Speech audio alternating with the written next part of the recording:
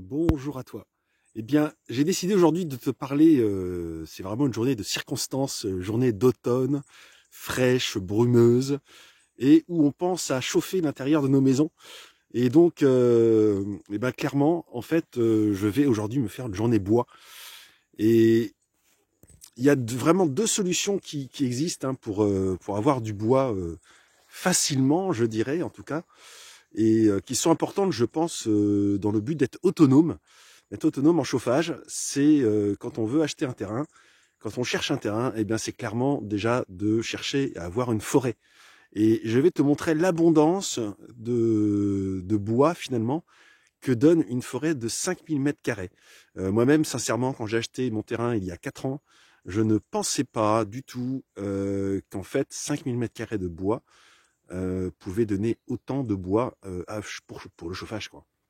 Donc c'est vraiment incroyable. Donc je vais déjà te montrer une des premières sources de bois également qui existe, que je n'ai pas encore exploité. Et là, on va passer de l'autre côté.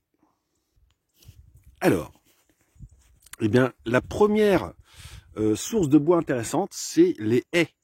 Alors les haies, quand tu as les haies avec des bois, avec des arbres, eh bien en fait, si tu ne les coupes pas tout le temps, et que tu fais des cycles de 5 ans, on va dire, eh bien tu te retrouves avec du bois de chauffage. Et ça, c'est valable en fait pour tout le tour de ton terrain. Donc l'idéal d'un terrain, finalement, et je marche en même temps pour te montrer d'autres haies qui se voient moins, mais l'idéal d'un terrain, bah, c'est d'avoir un terrain bordé avec donc tous ces arbres, et en gros, tous les 5 ans, là tu vois, là c'est pareil ici, là, tac, tac, tac, là il y a plein d'arbres, et tous ces arbres-là, et ben en fait, si tu les coupes tous les 5 ans en faisant, quand tu as une grande longueur de haie, tu peux clairement avoir une réserve de bois. Alors un bois qui a besoin de sécher, mais ce qui fait que si tu coupes tous les 3, 4, 5 ans, toute ta longueur, ben, tu as un temps de séchage, je sais pas moi, si tu veux avoir un temps de séchage de 4 ans, tu fais un cycle de 4 ans. Si tu veux 3 ans, tu fais 3 ans, 5 ans, 50. Enfin tu vois, tu fais le cycle que tu veux. Et là en même temps que je te parle donc des haies, alors ça moi je n'ai pas commencé les haies, mais par contre je vais commencer cette année. Cette année je vais couper, je pense, un quart de la longueur de haie, pour justement commencer ce cycle. Moi je considère que 4 ans de séchage c'est largement suffisant. Et là on arrive doucement mais sûrement à la forêt. Je vais pouvoir te montrer cette abondance de bois. Et l'avantage, eh bien, c'est qu'en fait, c'est un bois que tu as besoin à un moment donné de couper quand même, un minimum. Mais déjà, tu peux avoir juste à te pencher. Tiens, pendant quelques instants, et je sais pas si tu as vu là. Bon, je reprends. Je fais un petit travelling arrière là. Et puis, je vais rentrer dans le bois sans faire de bruit, enfin, sans parler. Tu vas pouvoir écouter l'ambiance. Là, déjà, tu peux voir les magnifiques houes remplis de boules rouges. Ils sont absolument superbes. Ça, c'est l'entrée du bois, c'est quand même sympa. Hein. Bon, allez, je me tais. Écoute, les oiseaux, ils sont revenus. C'est les oiseaux d'hiver. Là, on a les mésanges, rouge-gorge, etc.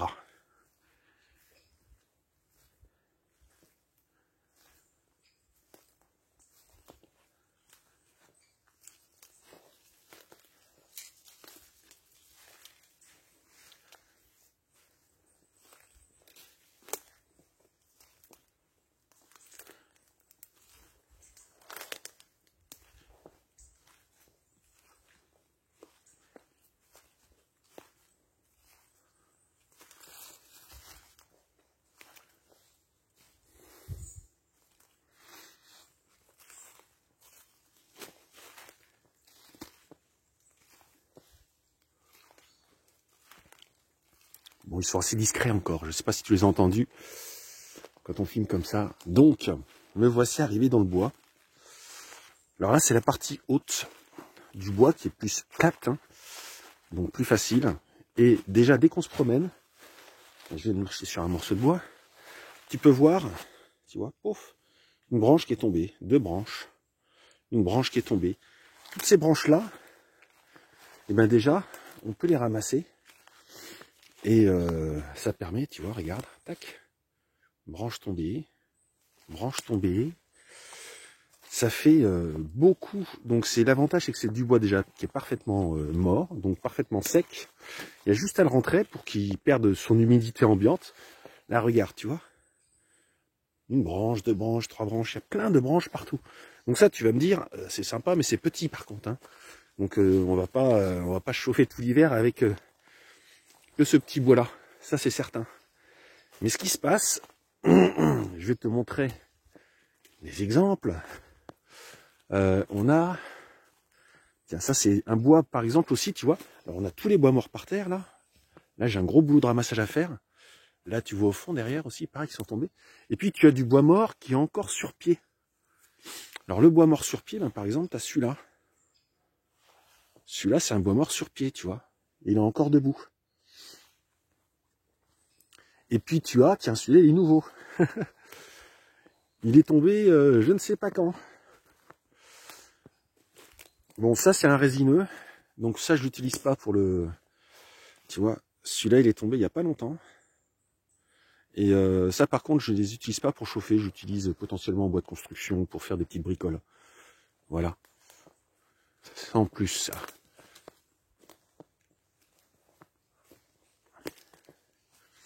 Et tu vas voir qu'il y a aussi des très gros bois. C'est-à-dire que c'est pas des gros bois, c'est que c'est des arbres quoi en fait. Hein. Alors là tu vois pareil. Ici, on a quelques arbres. Là c'est déjà des diamètres. Alors par terre, ça continue, hein, regarde. Il y a des branches mortes partout. Et là, regarde. Tu vois, ici, tac. Ça c'est tombé, c'est déjà plus. C'est un calibre plus gros, tu vois. Là, il y en a qui étaient déjà morts d'avance. Là, t'en as un qui est tombé avec le pied qui devait être fragilisé, mais on voit au bout qu'il y a des feuilles. Donc lui, c'est un bois vert, entre guillemets. Donc bah, je vais le laisser comme ça pour lui laisser le temps de sécher. Par contre, celui qui était déjà mort avant, eh ben lui, je vais pouvoir le couper. Ça, c'est déjà des petits bois un peu plus gros, tu vois. Et c'est ça qui est chouette, c'est que dans cette forêt de 5000 m², franchement, j'aurais pas pensé qu'avec aussi peu de surface, on pouvait avoir autant de bois mort. C'est assez incroyable. Mais c'est qu'en fait, il y a vraiment du... Je me rends compte au fur et à mesure, là, tu vois, encore pareil. Là, il y a des branches à ramener, là. Mais c'est qu'en fait, rien que dans 5000 m², en fait, il y a un cycle qui se fait par rapport...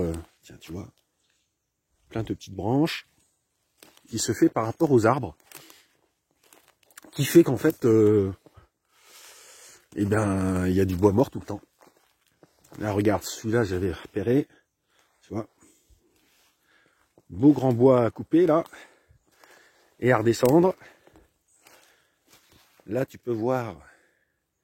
Ça, je pense que c'est un... C'est pas un blaireau, si. C'est les blaireaux, ça. Qui grattent. Et puis, il y a des arbres plus gros après. Alors, dans les arbres plus gros, là, j'en ai repéré aussi qui sont tombés, qui sont couchés. Là, tu peux voir ici. Tac, tac. Ici, tu vois. Puis j'en ai un beaucoup plus gros.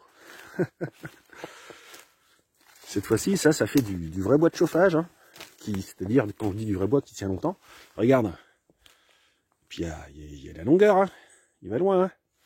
Je sais pas jusqu'où il va. Il va très très loin. Jusque là-bas. C'est fou, hein. Et ben ça, là, c'est un magnifique bois de chauffage. Et ça va être sympa. Je vais me couper ça aujourd'hui et descendre tout ça. Et alors, ce qui arrive aussi, par exemple, tu vois là, ici, ça, tiens, attends, je vais changer l'image. Ça, on verra mieux. Ça, c'est un ensemble de châtaigniers. À la base, là, au centre, en fait, c'est le père châtaignier, on va dire, qui a été coupé un jour, certainement. Et tu as les bébés qui avaient repoussé autour. Et dans ces châtaigniers vivants, eh bien, tu en as 2 qui sont morts. Donc, le jour où je le veux, et peut-être que ce sera cette année, je vais le mettre là, tu vas voir. Hop. Regarde ça. Là, ça, celui-là, il est vivant. Par contre, celui qui est là, tu peux voir que l'écorce, elle s'en va. Et puis au-dessus, clairement, après, quand tu montes jusqu'au sommet, tu vois que voilà, c'est complètement mort. Donc tu as celui-ci qui est mort, et là je peux te dire que c'est un diamètre, il fait plus de 25 cm de diamètre, et le deuxième à côté pareil. Tu as celui-ci de mort, celui-ci de mort. Ceux-là ils sont debout, mais ils sont morts. Bon, en plus, vu comme ils se présentent, ils vont bien tomber par là. Donc c'est cool. Donc ça tu vois, là avec ces deux arbres-là, ah mais c'est énorme. Là, en fait c'est simple, on imagine, je sais pas, à mon avis, juste avec un, à la rigueur les deux, ça me chauffe pour l'hiver entier, quoi. Tu vois? Parce que c'est déjà des très très très beaux arbres. Donc ça me fait mon bois de chauffage. Et puis alors après, quand tu regardes plus bas, regarde là, dans la pente, pareil. Ici, tu as un arbre qui est mort et qui lui est déjà tombé. Donc il y a besoin de le couper, mais c'est tout. Je veux dire, je laisse son pied déjà tombé, tu vois. Là, on devine la barre de l'arbre qui est tombé. Et là, on en retrouve encore. Regarde, tu vois. Là, on a encore ces arbres-là. Alors là, c'est des petits diamètres, hein, mais qui sont également morts. Donc, il n'y a plus qu'à les couper. Et tout ça, là, ce que je te montre, c'est sur la surface haute, on va dire, est un peu plane. Mais, quand on va dans la pente, hop, et ben dans la pente, c'est pareil. Voilà, par contre, il faut faire doucement.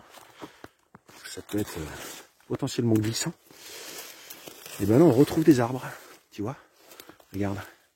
Là, il y en a un qui est en travers aussi. Pareil, lui, c'est un châtaignier. Donc, il y a du potentiel. Hein. Là, je suis dans les chemins qu'utilisent les chevreuils. On voit leurs traces là. Je sais pas si toi tu le vois à la caméra, mais il y a les traces des chevreuils qui passent là. C'est des vraies chèvres, hein, les chevreuils. C'est marrant. Ils passent partout. Et les terrains pentus ne les gênent pas du tout. J'ai déjà remarqué ça. Donc là, tu vois, regarde, celui-là, il est beau aussi. On s'en approche. Hop. Voilà. Voilà un bel arbre. Alors lui, il est un peu perché, mais je vais le faire tomber. Hein. C'est pas un problème. Et ça va me faire du bois de chauffage. Voilà, voilà. Il y a de quoi faire. Voilà donc pour cette petite promenade dominicale dans les bois avec les oiseaux. Et puis je vais me mettre au travail maintenant que j'ai filmé ça et que je te partage ça. Donc tu comprends, l'idée c'est que en fait au lieu d'acheter du bois, eh ben une des bonnes manières aussi d'être autonome, surtout pour le chauffage, eh bien c'est d'avoir une petite forêt. Et il n'y a pas besoin d'avoir grand, tu vois là franchement avec une forêt de 5000 m², mais c'est déjà fou. C'est incroyable la quantité de bois qu'il y a. C'est toujours du travail évidemment, il faut le couper. Mais 5000 m² suffisent largement pour un foyer, pour se chauffer tous les ans. Voilà, on fait son bois. Et l'avantage, c'est qu'il est, entre guillemets, gratuit. Et qu'il est en abondance. Et surtout, c'est pour la vie, quoi, je pense. Hein, tu vois, là, je n'utilise que des bois qui meurent, qui tombent. Et tu te dis, oui, non, il va pas y en tomber tous les ans. Eh ben si, tous les ans il y a des nouveaux bois qui tombent, il y en a comme je t'ai montré qui sont debout sur pied mais morts, puis à un moment donné qui basculent. Tous les ans, il y a du bois en plus.